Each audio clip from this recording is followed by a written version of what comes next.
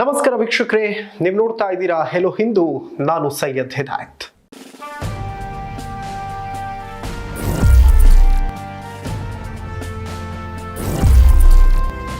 ಲೋಕಸಭೆ ಚುನಾವಣೆ 2024ಕ್ಕೆ ಅಖಾಡ ರೆಡಿ ಆಗ್ತಾ ಇದೆ.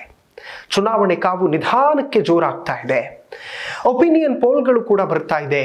ಈಗಿನ ಟ್ರೆಂಡ್ ಅನ್ನ ನೋಡಿದ್ರೆ ಮೋದಿ ಹ್ಯಾಟ್ರಿಕ್ ಸಾಧಿಸೋದ್ರಲ್ಲಿ ಯಾವುದೇ ಅನುಮಾನ ಬೇಡ. ಆದರೆ ಕುತೂಹಲವನ್ನು ಮೂಡಿಸ್ತಾ ಇರೋದು ಮಾತ್ರ ಮೋದಿ ಸೇನೆಯಲ್ಲಿನ ಸೈನಿಕರು ಯಾರು ಅನ್ನೋದು. ಕಳೆದ ಬಾರಿ ಲೋಕಸಭಾ ಚುನಾವಣೆಯಲ್ಲಿ ಬಿಜೆಪಿ ಕರ್ನಾಟಕದಲ್ಲಿ ಆಲ್ಮೋಸ್ಟ್ ಕ್ಲೀನ್ ಸ್ವೀಪ್ ಮಾಡಿತ್ತು. ಕೆ ಸುರೇಶ್ ಕಾಂಗ್ರೆಸ್ನಿಂದ ಗೆದ್ದಿದ್ರು. ಅದನ್ನ ಹೊರತುಪಡಿಸಿದ್ರೆ ಮಂಡ್ಯದಿಂದ ಪಕ್ಷೇತರ ಅಭ್ಯರ್ಥಿ ಸುಮಲತಾ ಅಂಬರೀಶ್ ಗೆಲುವನ್ನು ಸಾಧಿಸಿಕೊಂಡಿದ್ರು.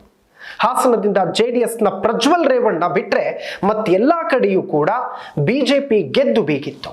ಆದರೆ ಈ ಬಾರಿ ವಿಧಾನಸಭೆ ಫಲಿತಾಂಶ ನೋಡಿದ್ರೆ ರಾಜ್ಯದಲ್ಲಿ ಬಿಜೆಪಿ ಸ್ವಲ್ಪ ಕಷ್ಟ ಪಡಬೇಕಾಗುತ್ತೆ ಅನ್ನೋ ಲೆಕ್ಕಾಚಾರಗಳು ರಾಜಕೀಯ ಪಡಸಾಲೆಯಲ್ಲಿ ಕೇಳಿ ಬರ್ತಾ ಇದೆ.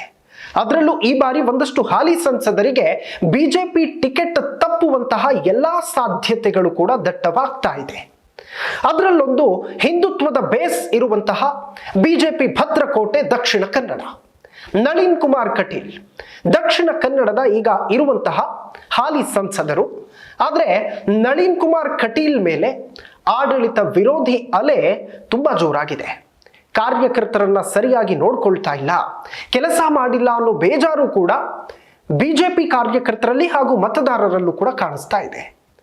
ಜೊತೆಗೆ ಅರುಣ್ ಕುಮಾರ್ ಪುತ್ತಿಲ ಅವರು ಪಕ್ಷೇತರವಾಗಿ ಪುತ್ತೂರಿನಲ್ಲಿ ವಿಧಾನಸಭೆ ಚುನಾವಣೆಗೆ ನಿಲ್ಲೋದಕ್ಕೆ ಕಾರಣ ಕೂಡ ನಳಿನ್ ಕುಮಾರ್ ಕಟೀಲ್ ಅವರು ಅನ್ನುವಂಥದ್ದು ಈಗಾಗಲೇ ರಾಜಕೀಯ ಪಡಸಾಲೆಯಲ್ಲಿ ಕೇಳಿ ಬಂದಂತಹ ಮಾತು. ವಿಧಾನಸಭಾ ಚುನಾವಣೆಯಲ್ಲಿ ಪುತ್ತಿಲ ನಿಂತಿದ್ದಕ್ಕೆ ವೋಟ್ಗಳು ಡಿವೈಡ್ ಆಗಿ ಬಿಜೆಪಿಯ ಭದ್ರಕೋಟೆಯಲ್ಲಿ ಕಾಂಗ್ರೆಸ್ನ ಅಶೋಕ್ ಕುಮಾರ್ ರೈ ಅವರು ಗೆದ್ದಿದ್ರು. ಇನ್ಫ್ಯಾಕ್ಟ್ ಅಶೋಕ್ ಕುಮಾರ್ ರೈ ಕೂಡ ಬಿಜೆಪಿಯಲ್ಲೇ ಇದ್ದವರು. ಅದಾದ ನಂತರ ಅವರು ಕಾಂಗ್ರೆಸ್ಸಿಗೆ ಹೋದ್ರು, ಟಿಕೆಟ್ ಕೊಟ್ಟರು ಅನ್ನೋ ಕಾರಣಕ್ಕೆ ಬಿಜೆಪಿ ವರ್ಸಸ್ ಹಿಂದುತ್ವ ಅಂತಲೇ ಶುರುವಾಯಿತು. ಈಗ ದಕ್ಷಿಣ ಕನ್ನಡದಲ್ಲಿ ಬಿಜೆಪಿಗೆ ಒಬ್ಬ ಪ್ರಬಲ ಕಟ್ಟರ್ ಹಿಂದೂವಾದಿ ನಾಯಕ ಬೇಕೇ ಬೇಕು ಅನ್ನೋ ಕೂಗಿದೆ. ದಕ್ಷಿಣದಲ್ಲಿ ಒಂದಷ್ಟು ಹೆಸರುಗಳು ಕೂಡ ಕೇಳಿ ಬರ್ತಾ ಇದೆ. ಕ್ಯಾಪ್ಟನ್ ಬ್ರಿಜೇಶ್ ಚೌಟಾ ಅವರ ಹೆಸರು ಒಂದು ಕಡೆ, ಮತ್ತೊಂದು ಕಡೆ ಸತ್ಯಜಿತ್ ಸುರತ್ಕಲ್ ಅವರ ಹೆಸರು, ಹಾಗೂ ಮಹೇಶ್ ವಿಕ್ರಮ್ ಹೆಗಡೆ. ಅದರಲ್ಲೂ ಕೂಡ ಭಾರಿ ಸದ್ದು ಮಾಡ್ತಾ ಇರುವಂತಹ ಹೆಸರು ಅಂತಂದ್ರೆ ಹಿಂದೂ ಹುಲಿ ಮಹೇಶ್ ವಿಕ್ರಮ್ ಹೆಗಡೆ ಅವರದ್ದು. ಹಿಂದೂ ಕಾರ್ಯಕರ್ತರಿಗೆ ಇವರು ಚಿರಪರಿಚಿತ ಮುಖ. ಪೋಸ್ಟ್ ಕಾರ್ಡ್ನ ಮೂಲಕ ಸೋಷಿಯಲ್ ಮೀಡಿಯಾದಲ್ಲಿ ಹೊಸದೊಂದು ಅಲೆಯನ್ನ ಸೃಷ್ಟಿ ಮಾಡಿದ್ದು ಮಹೇಶ್ ವಿಕ್ರಮ್ ಹೆಗಡೆ. ಇವರು ಎಲ್ಲೂ ಕೂಡ ಭಾಷಣ ಮಾಡೋದಿಲ್ಲ, ಸಭೆ ಸಮಾರಂಭಗಳಲ್ಲಿ ಕಾಣಿಸಿಕೊಳ್ಳೋದಿಲ್ಲ, ತೀರಾ ಕಡಿಮೆ. ಆದರೆ ಪಕ್ಷ ಮತ್ತು ಸಂಘ ಪರಿವಾರದ ವಿಚಾರ ಬಂದ್ರೆ ಎಲ್ಲದರಲ್ಲೂ ಕೂಡ ಮುಂದೆ ನಿಲ್ಲೋದು ಮಹೇಶ್ ವಿಕ್ರಮ್ ಹೆಗಡೆ. ಯಾಕೆ ಮಹೇಶ್ ವಿಕ್ರಮ್ ಹೆಗಡೆ ಅವರನ್ನ ದಕ್ಷಿಣ ಕನ್ನಡದಿಂದ ಬಿಜೆಪಿ ಅಭ್ಯರ್ಥಿಯಾಗಿ ಆಯ್ಕೆ ಮಾಡಬಾರದು ಅನ್ನೋದಕ್ಕೆ ಒಂದಷ್ಟು ಕಾರಣಗಳನ್ನು ಕೂಡ ನಿಮಗೆ ಕೊಡಬೇಕಾಗ್ತದೆ. ಯಾಕೆ ಸುಮ್ಮನೆ ಮಹೇಶ್ ವಿಕ್ರಮ್ ಹೆಗಡೆ ಅವ್ರ ಹೆಸರನ್ನು ಹೇಳ್ತಿದ್ದೀರಿ, ಸುಮ್ಮನೆ ಏನೋ ಗಿಮಿಕ್ ಮಾಡ್ತಾ ಇದ್ದೀರಿ ಅನ್ನೋ ತರ ಆಗಬಾರ್ದು. ಅದಕ್ಕೆ ಕಾರಣಗಳನ್ನು ನಾನು ಹೇಳ್ತೀನಿ. ಪೋಸ್ಟ್ ಕಾರ್ಡ್ ಮತ್ತು ಟಿವಿ ವಿಕ್ರಮದ ಮೂಲಕ ದೇಶ ಹಾಗೂ ಧರ್ಮದ ಸೇವೆ ಮಾಡ್ತಾ ಇರೋದು ಮಹೇಶ್ ವಿಕ್ರಮ್ ಹೆಗಡೆ ಅವರು. ಅದರ ಜೊತೆಗೆ ಜನಸೇವೆಯಲ್ಲೂ ಕೂಡ ತಮ್ಮನ್ನು ತೊಡಗಿಸಿಕೊಂಡಿರೋದಕ್ಕೆ ಉದಾಹರಣೆಗಳಿದೆ. ಸುಳ್ಯದಲ್ಲಿ 2 ಅತ್ಯಂತ ಕಡುಬಡ ಕುಟುಂಬಗಳಿದೆ. ಯಾವುದೇ ಸ್ವಾರ್ಥ ಇಲ್ಲದೆ ಆ 2 ಕುಟುಂಬಕ್ಕೆ ತಮ್ಮ ಸ್ವಂತ ಖರ್ಚಲ್ಲಿ ಮಹೇಶ್ ವಿಕ್ರಮ್ ಹೆಗಡೆ ಅವರು ಮನೆ ಮಾಡಿಕೊಡ್ತಾರೆ.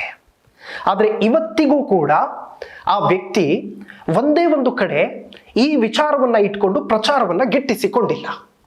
ಆ 2 ಕುಟುಂಬದ ತಾಯಂದಿರ ಆಶೀರ್ವಾದವನ್ನು ಪಡೆದುಕೊಂಡು ವಾಪಸ್ ಬಂದಿದ್ರು ಅಷ್ಟೇ. ಮಂಗಳೂರಿನಲ್ಲಿ 100 ಬಡ ಮಕ್ಕಳಿಗೆ ಯಾವುದೇ ಜಾತಿ ಧರ್ಮ ಮತವನ್ನ ನೋಡದೆ ತಮ್ಮ ಫೌಂಡೇಶನ್ನ ಮೂಲಕ ಉಚಿತವಾಗಿ ಶಿಕ್ಷಣ ಕೊಡ್ತಾ ಇರೋದು ಮಹೇಶ್ ವಿಕ್ರಮ್ ಹೆಗಡೆ.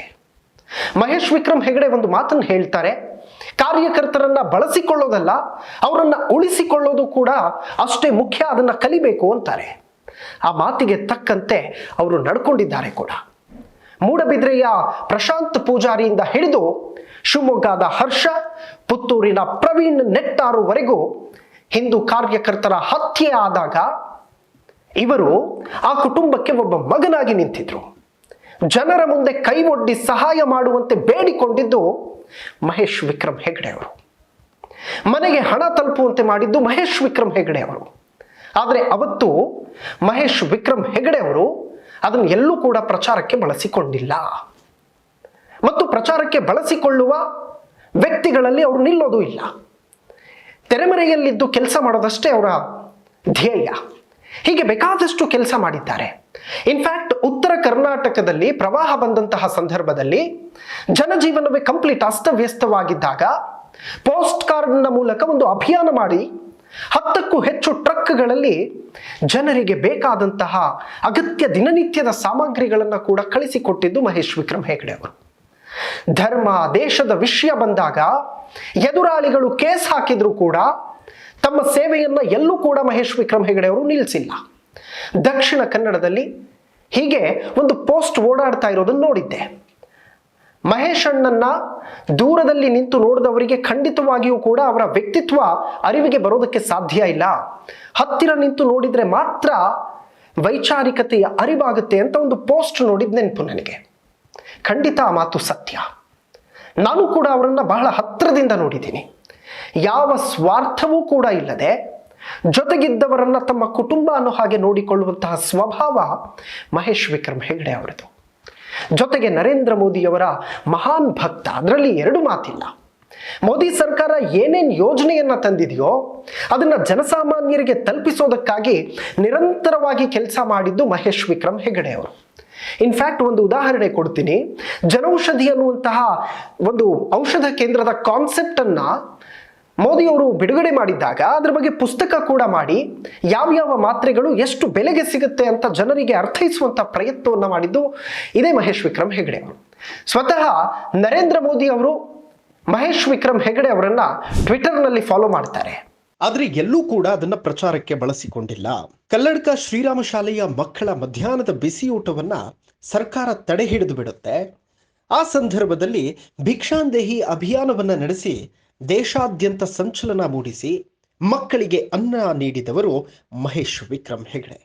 ದಕ್ಷಿಣ ಕನ್ನಡಕ್ಕೆ ಬದಲಾವಣೆ ಅವಶ್ಯಕತೆ ಇದೆ. ಆದ್ರೆ ಯಾರೋ ಬಂದ್ರೆ ಅದು ಸರಿಯಾದ ಬದಲಾವಣೆ ಆಗೋದಿಲ್ಲ. ಯಾಕಂದ್ರೆ ಹಿಂದುತ್ವದ ಕೋಟೆಗೆ ಹಿಂದುತ್ವದ ಸಿದ್ಧಾಂತವೇ ನಾಯಕತ್ವ ವಹಿಸಿಕೊಳ್ಳಬೇಕು. ಅಂತಹ ಸಿದ್ಧಾಂತ ಇರುವ ವ್ಯಕ್ತಿ ಮಹೇಶ್ ವಿಕ್ರಮ್ ಹೆಗಡೆ.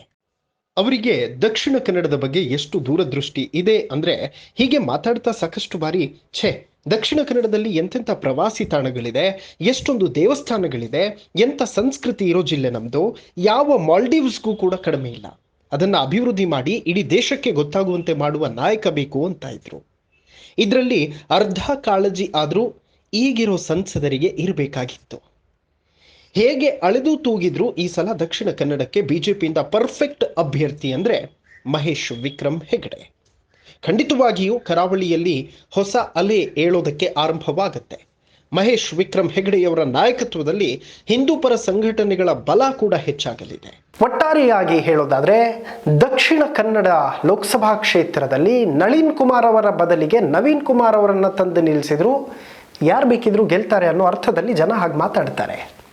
ಇನ್ಫ್ಯಾಕ್ಟ್ ಒಂದು ಎಬಿಲಿಟಿ ಇರುವಂಥವರಿಗೆ ಬಿಜೆಪಿ ಟಿಕೆಟ್ ಕೊಟ್ಟರೆ ಮಹೇಶ್ ವಿಕ್ರಮ್ ಹೆಗಡೆ ಅವರು ಏನಾದರೂ ಸಂಸದರಾದರೆ ಅವರು ಕಂಡಿರುವಂತಹ ಕನಸು ಅತಿ ಶೀಘ್ರದಲ್ಲೇ ನನಸು ಮಾಡೋದ್ರಲ್ಲಿ ಕಾಲ ದೂರ ಇಲ್ಲ. ಹಾಗಾಗಿ ಮಹೇಶ್ ವಿಕ್ರಮ್ ಹೆಗಡೆ ಅವರು ಒಂದಲ್ಲ ಒಂದು ದಿನ ಸಂಸದರಾಗ್ತಾರೆ ಅಂತ ಹೇಳಿ ಈ ವೇದಿಕೆ ಮೂಲಕ ನಾನು ಹೇಳೋದಕ್ಕೆ ಇಷ್ಟಪಡ್ತೀನಿ. ಮಹೇಶ್ ವಿಕ್ರಮ್ ಹೆಗಡೆ ದೇಶ ಮತ್ತು ಧರ್ಮಕ್ಕಾಗಿ ಏನೆಲ್ಲ ಮಾಡಿದ್ದಾರೆ ಅನ್ನುವಂಥದ್ದನ್ನು ಈ ದೇಶದ ಜನ ನೋಡಿದ್ದಾರೆ, ಈ ರಾಜ್ಯದ ಜನ ನೋಡಿದ್ದಾರೆ, ದಕ್ಷಿಣ ಕನ್ನಡದ ಜನ ನೋಡಿದ್ದಾರೆ. ಹಾಗಾಗಿ 7 ಕೋಟಿ ಕನ್ನಡಿಗರು ಮಹೇಶ್ ವಿಕ್ರಮ್ ಹೆಗಡೆ ಅವರ ಜೊತೆಗಿದ್ದೀವಿ. ಮಹೇಶ್ ವಿಕ್ರಮ್ ಹೆಗಡೆ ಸಂಸದರಾಗಲಿ ಅನ್ನುವಂಥದ್ದು ನಮ್ಮ ಆಶಯ ಕೂಡ ಹೌದು. ನೋಡ್ತಾ ಇರಿ ಹೆಲೋ ಹಿಂದೂ. ನಾನು ಸೈಯದ್ ಹಿದಾಯತ್. ನಮಸ್ಕಾರ.